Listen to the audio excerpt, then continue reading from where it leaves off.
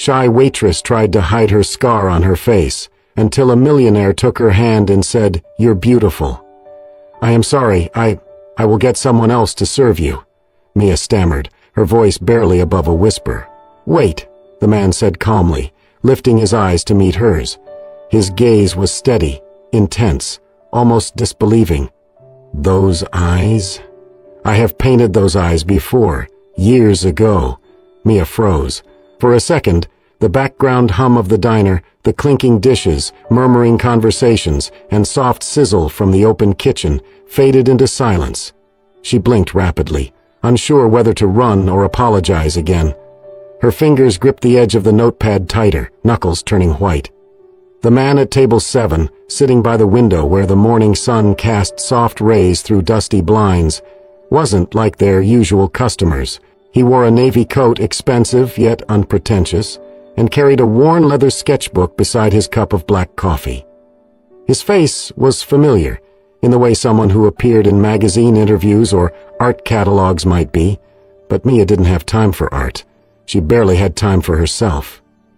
"I think you're mistaken, sir," she said softly, trying to mask the tremor in her voice. "Excuse me, I really have to—" "I am not," he replied, gently but firmly. "You do not forget a pair of eyes like that." She turned without another word, walking briskly toward the kitchen door, her long brown hair falling like a curtain to hide the left side of her face. She knew the strand was out of place, felt the faint pull of it where the clip had come undone earlier. But she didn't stop to fix it. Her heart pounded wildly. He could not have seen it. He could not know. The diner was a narrow old-fashioned place tucked into the edge of a quiet street. Its charm lay in its simplicity. Red leather booths, faded photos of past patrons on the walls, and a jukebox that only played old country songs. The regulars came for the coffee, but stayed for the comfort. Mia had worked here for almost 4 years. She knew every creaky floorboard, every face that came through the front door. She also knew how to make herself invisible. She had perfected the art of gliding between tables, eyes always cast downward, voice polite but distant. She never lingered too long. If a customer looked at her too closely or asked about her past, she found a reason to switch shifts, clean something in the back, or send one of the other girls to cover her table. There was a rhythm to it, a safety, a pattern. But the man at table 7 had broken it in 2 sentences. In the kitchen, Mia leaned against the counter, trying to catch her breath. Sarah, the cook, glanced up from the grill and raised an eyebrow. "You all right, hun? You look like you've seen a ghost." Mia shook her head quickly. "No, I need a second." Sarah said nothing more, flipping a pancake with the ease of someone who had been doing it for 20 years. Mia closed her eyes, but all she could see were his, those eyes. I have painted those eyes before. It couldn't be true. And yet, deep inside, beneath the part of her that had spent years hiding, something stirred. A memory, almost. A faint echo of something lost. Back at table 7, Ethan sat still, fingers idly tracing the spine of his sketchbook. He had come to the diner on a whim. Driving through the quiet part of town, his eyes had caught the flickering neon sign in the window and something had drawn him in. Maybe it was nostalgia. Maybe it was fate. He had not meant to say anything.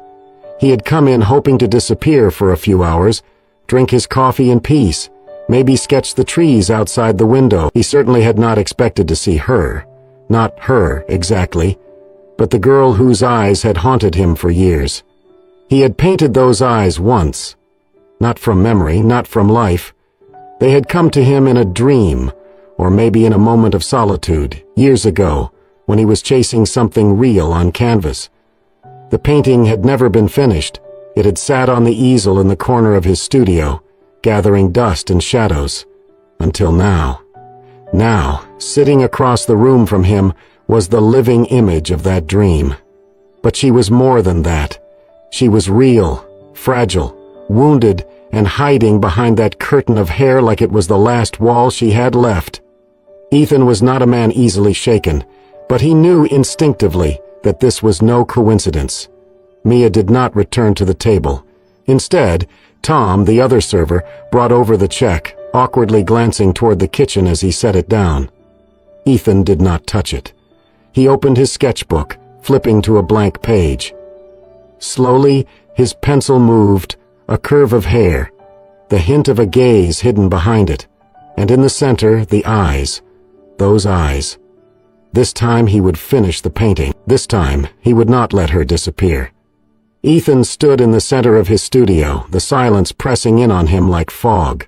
Sunlight filtered through tall windows, landing on the sheets that covered easels and half-finished canvases. The scent of old oil paint, varnish, and cedar hung in the air, a ghost of a life he had slowly stepped away from. 3 years.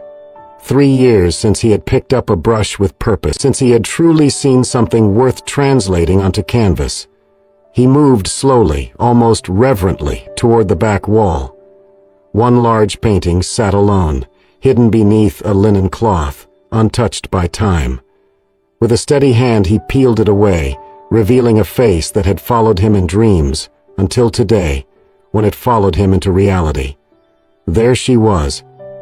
Not completely, not clearly, only the outline of her face and the full render of her eyes. The rest was lost in blurred strokes, muted colors, and unresolved lines, but the eyes were unmistakable.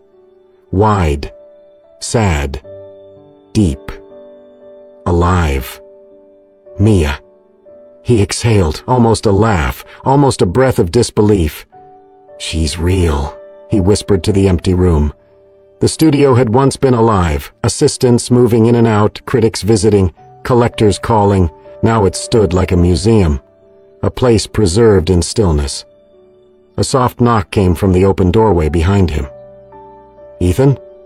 It was Julian, his longtime assistant, friend, and the closest thing he had to family. "You're in here early." Ethan didn't turn.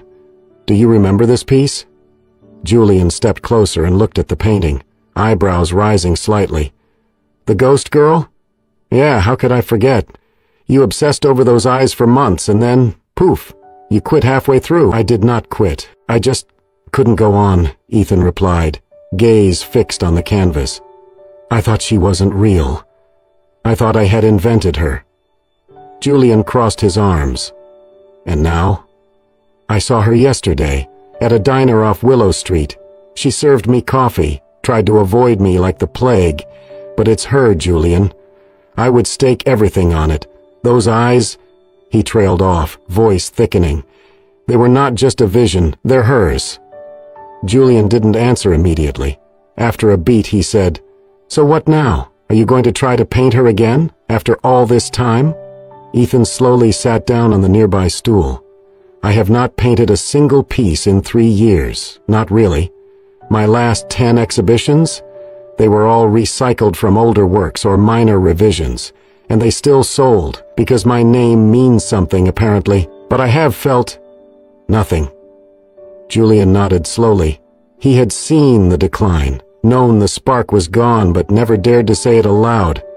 "Until yesterday," Ethan continued, "when she walked up to my table, trembling, hiding behind her hair. I felt, again, the need to capture something real, not for the gallery, not for the buyers, but for me." He stood and walked back toward the window, looking out over the city skyline. "I do not know her name. I do not know her story. But I know that whatever it is, it lives in those eyes. And if I never paint another thing in my life, I want to finish this." Julian studied him carefully. "So, what's your plan? Just show up again and stare at her until she runs off?" Ethan cracked a smile. "Not quite, but I am going back. Not for the coffee, not for the nostalgia. For her. And if she refuses to speak to you, then I will respect that," Ethan said softly. "But I have to try. Because if I let this go again, I might never pick up a brush again." He looked back at the canvas, at the eyes that once felt like fiction and now felt like fate. For the first time in years, Ethan felt the faintest tremble in his fingertips, the ache to create, to finish, to understand. He covered the painting gently, but his expression was no longer clouded. There was clarity now, a reason, a muse. Tomorrow he would return to the diner, and this time he would not let her slip away. The bell above the door gave a soft jingle as Ethan stepped into the diner again, just after the lunch rush. The place was quieter this time, with only a few scattered patrons hunched over half-empty plates and mugs of lukewarm coffee. The same familiar scent of grilled bacon and brewed coffee lingered in the air. He chose the same table, by the window, where the afternoon light filtered in with a gentle warmth. He did not bring a sketchbook this time, only himself. Behind the counter, Mia hesitated when she saw him. She had been hoping, irrationally, that he would not return. Her chest tightened, but her feet moved anyway. It was her section, and she had long ago accepted that part of her job was swallowing fear like a second cup of coffee. She approached cautiously, notepad in hand, hair carefully swept over her left side like always. "Hello again," Ethan said, his voice calm and kind. Mia gave a small nod, not meeting his eyes. "Can I get you something?" "Same as last time. Black coffee." He paused. "Unless you recommend something else." She almost smiled, but caught herself. "The blueberry pie is good today." "Then I will trust you," he replied. "Pie it is." She scribbled down the order and turned to leave, but Ethan gently added, "I am sorry if I made you uncomfortable before. That was not my intention." Mia paused. That voice, so steady, so sincere, it caught her off guard. She gave a brief, polite nod, but still did not look at him directly. "It's okay, I'm used to it." Ethan frowned slightly but said nothing more. She returned with his order a few minutes later, setting it down with careful precision. "Here you go," she said softly. He looked up at her, searching her face, trying to find the courage to say something more. But then something unexpected happened. A gust of wind burst through the open window beside their table, swirling the paper napkins and rustling the sugar packets in their tray. The force of it caught Mia off guard. Her hair lifted with the sudden breeze, fluttering just enough to reveal what she had hidden so well. A pale, raised scar traced a line from her left temple down across her cheek, curving just below her cheekbone. It was not grotesque, but it was raw. A story etched into skin, and it was real. Everything in the diner seemed to pause. Mia's hand flew to her face, too late. She knew it was exposed, knew people had seen. A murmur rippled from a table behind them, someone whispering too loudly. Her breath caught in her throat, but before she could turn and flee, Ethan stood up. His movement was slow, measured. He stepped beside her, not looming, but present. He reached out, not to touch her scar, but to gently gather a strand of her hair that had fallen across her cheek. He tucked it back carefully, not to hide her, but simply to see her.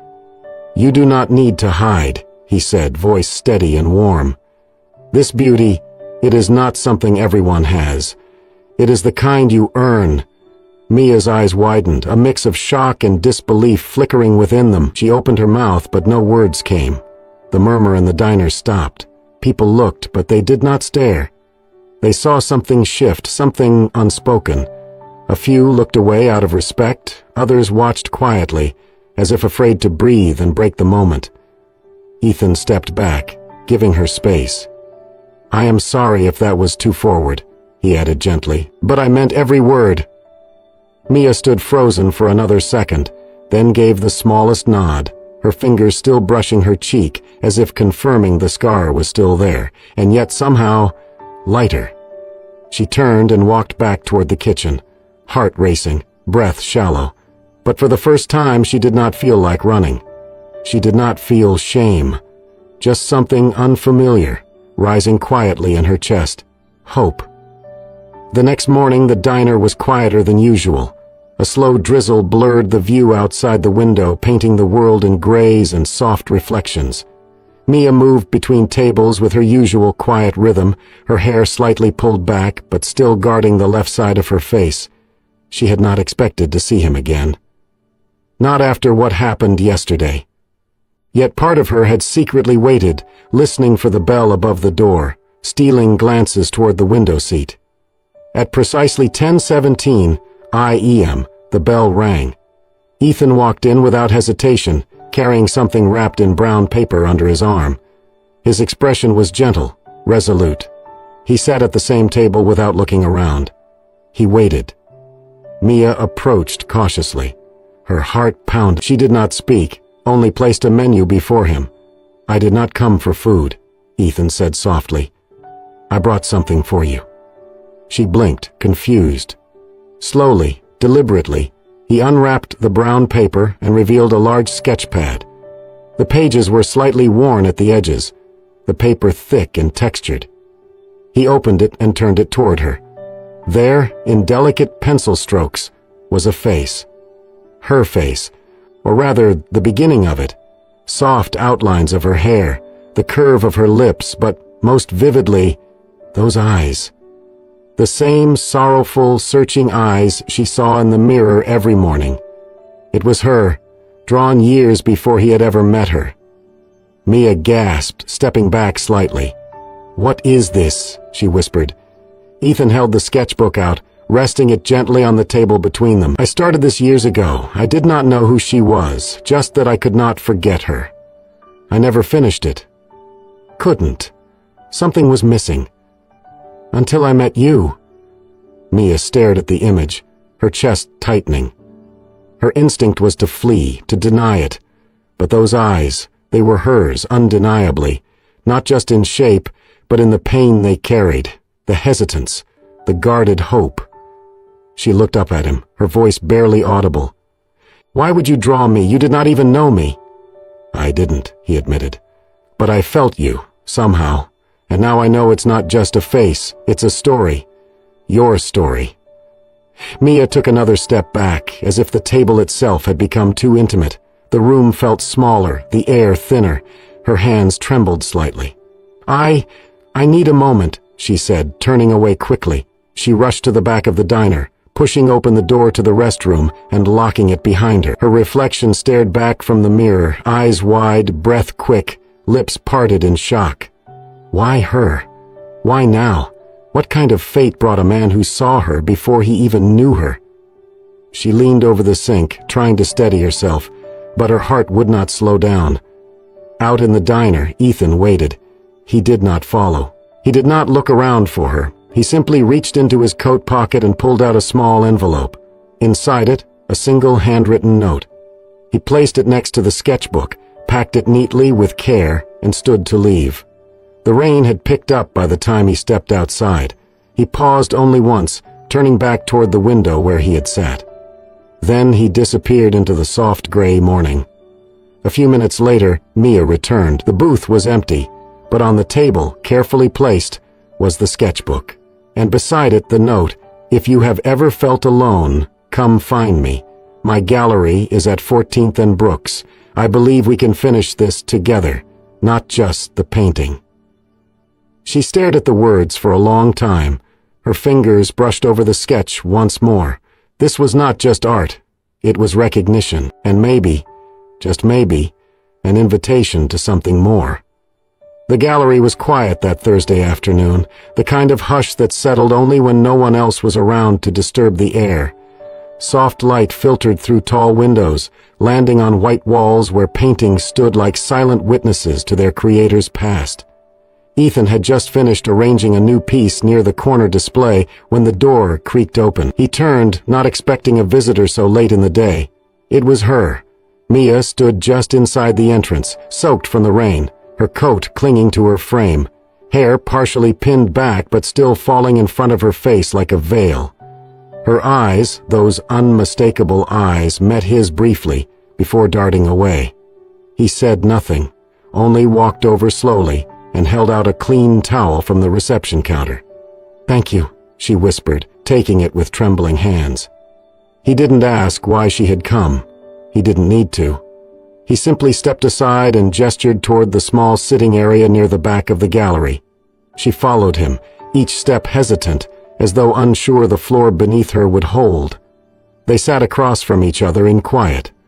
The gallery lights buzzed faintly above.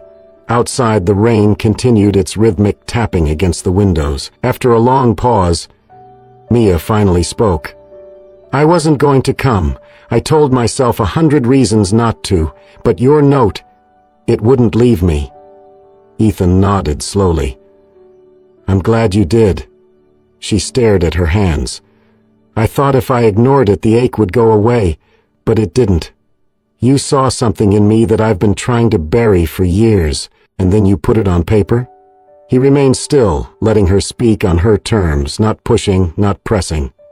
I used to dance, she said finally. Ballet, since I was 5. It was everything.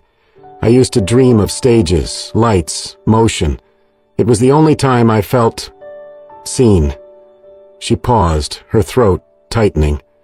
One night when I was 15, our house caught fire. Electrical fault, they said.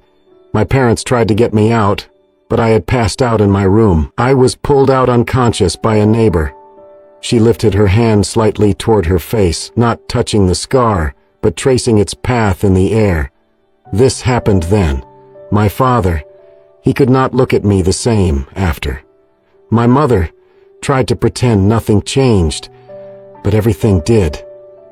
Ethan's hands tightened slightly in his lap. She saw it and softened her voice. I stopped dancing. Kids at school stared, whispered. People said it wasn't that bad, that it would fade. But it didn't. Neither did the way they looked at me. Her voice dropped to a whisper. I started hiding. Behind hair, behind silence. I moved out as soon as I could. I got the diner job because they didn't ask questions. She looked up at Ethan, her eyes full of something deeper than sorrow, resignation, weariness, but also hope. And then you sat in my section. And suddenly I wasn't invisible anymore. Ethan leaned forward, elbows resting on his knees, his gaze never wavering. I do not see your scar when I look at you. I see the fire you walk through. Mia blinked quickly, eyes stinging. You don't flinch when you look at it. That's rare. It is not something to flinch at, he said gently. It is a story, yours. And it deserves to be seen. Silence settled again, but it was softer now, familiar. Then Ethan reached behind the chair and pulled out the unfinished canvas, the painting he had kept hidden for years.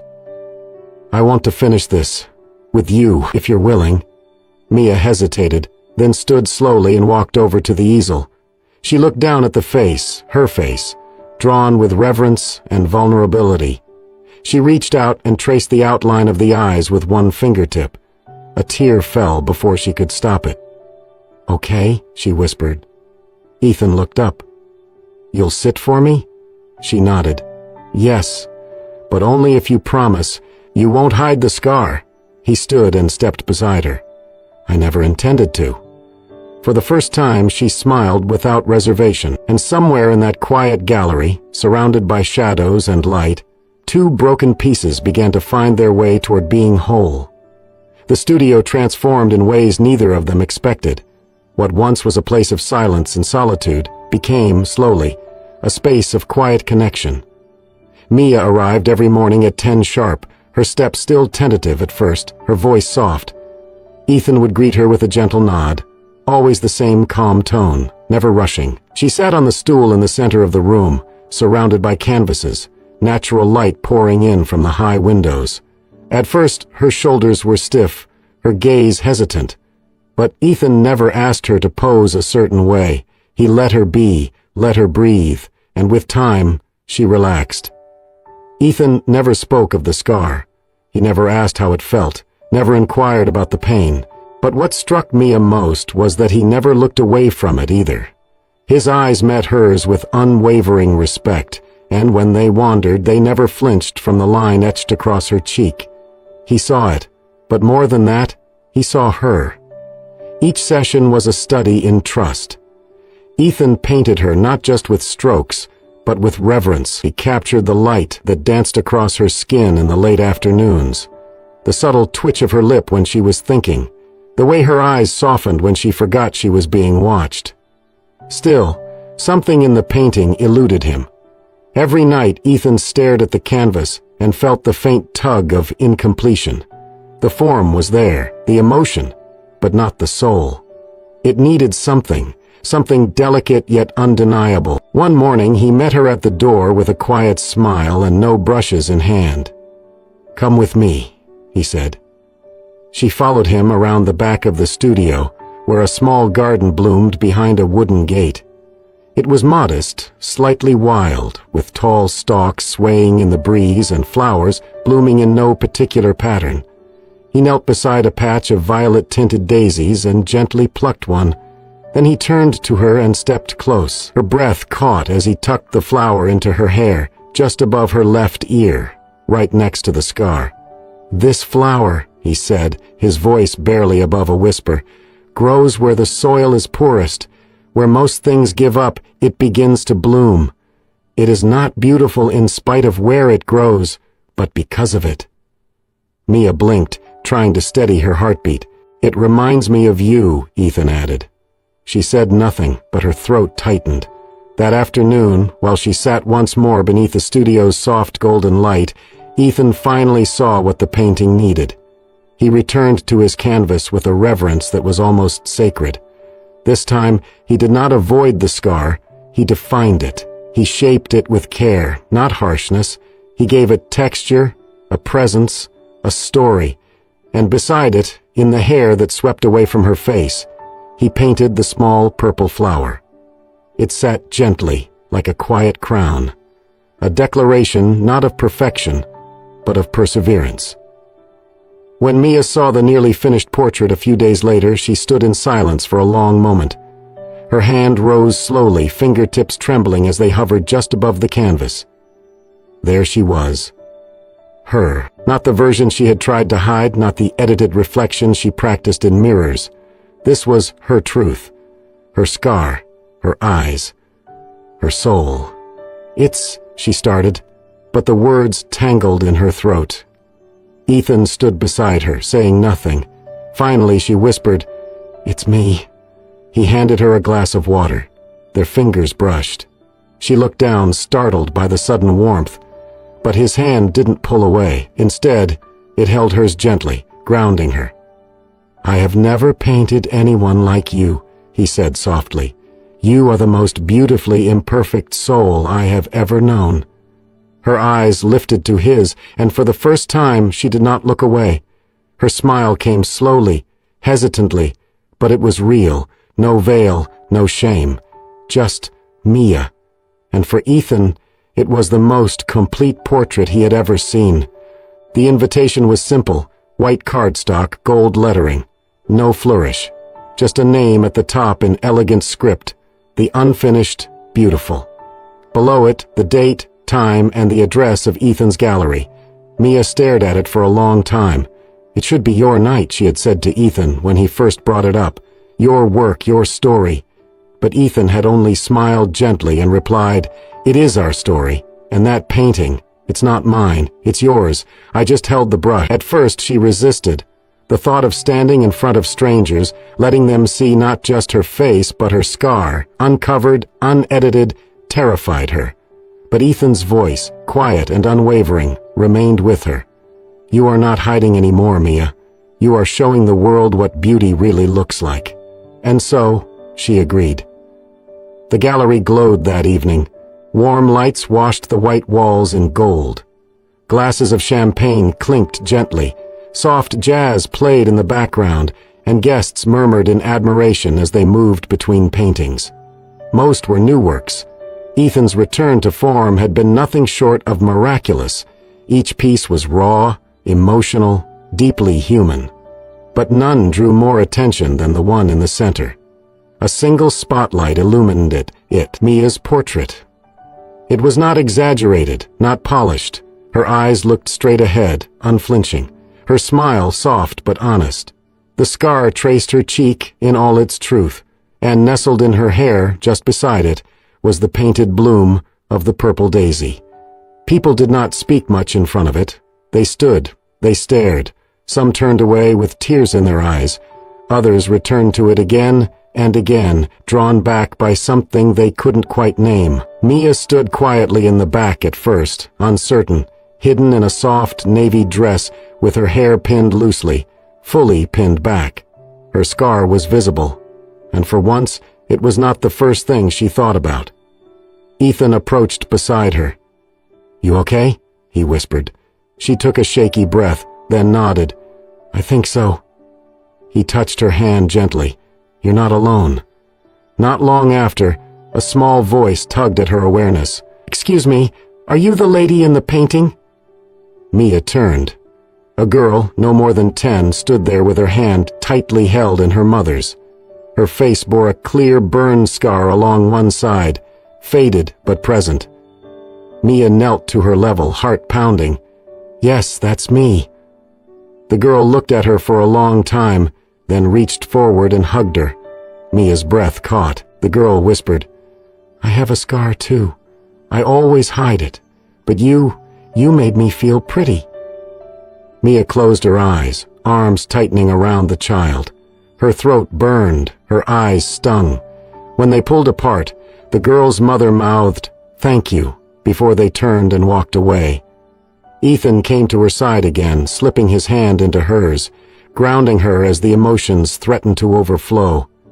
Mia wiped her eyes, looking up at the painting once more. The girl had seen something in her she had never dared see in herself, and in that moment something clicked into place.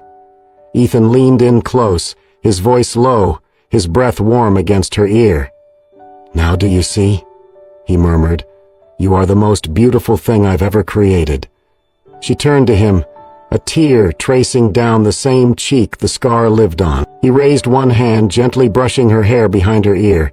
Then, with infinite tenderness, he pressed a soft kiss to the scar at her temple. It was not a kiss of sympathy. It was reverence. Mia let out a soft laugh through her tears. "You really do see me, don't you?" "I always have," he said. They stood there, hand in hand, beneath the soft lights and the eyes of silent paintings, and for the first time in her life, Mia didn't feel unfinished. She felt whole. The bell above the diner door rang one last time as Mia stepped out, her apron folded neatly over her arm.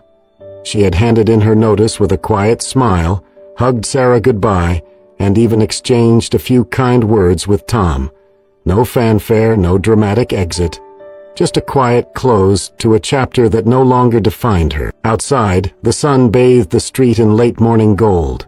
Her hair, tied loosely in a high ponytail, danced with the breeze. For the first time in years, the left side of her face, scar and all, felt the warmth of the sun fully, and she did not flinch. Her steps were steady, each one forward, light, assured. It had been 2 weeks since the exhibition, since she had stood beneath her own portrait and watched strangers see her without judgment, some even with admiration, since a little girl with a burn mark had whispered the words that would live in Mia's heart forever. "You made me feel pretty." Mia never went back to hiding. She and Ethan never made a grand announcement.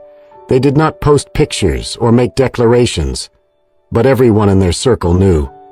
The way his eyes followed her in a room, the way her laughter rose brighter when he was near, the silent way they held hands while working side by side. Their love was not loud, it was real. Mia joined Ethan at the gallery soon after, not just as his muse, but as his partner. They launched a project called Canvas of Courage, a community program for burn survivors, amputees, and those with visible differences to express their stories through art. Mia helped them paint, helped them speak, helped them stand in front of others with their scars uncovered and their hearts wide open. She no longer avoided mirrors. She embraced them. She no longer pulled her hair down to shield her face. She let it fly, and on that bright morning as she crossed the street on her way to the gallery, a little boy sitting on a park bench caught her eye. He looked up from a coloring book, his tiny arm bandaged, his face curious. Mia smiled at him, wide and full of life. The boy hesitated, then smiled back. It was a small thing, but for Mia, it meant everything. She kept walking, her heart full, her chin high, her past no longer something she needed to bury. The world had not changed, but she had, and in the quiet of that realization, she finally understood something Ethan had once whispered in the gallery, when the lights were dim and only the two of them remained. "You were never unfinished," he had said. "You were just waiting to be seen." And now, she was. Thank you for joining us on this emotional journey of healing, courage, and quiet love. Mia's story reminds us that true beauty lies not in perfection, but in the resilience of the human spirit, and that sometimes the scars we hide are the most powerful parts of who we are. If this story touched your heart, inspired you, or made you see the world a little differently, we invite you to become part of our growing community. Subscribe to Soul Stirring Stories channel for more heartfelt, real-life tales that move your soul, and stay with you long after the story ends, because here, every story heals, every story matters, and maybe, just maybe, your story is next.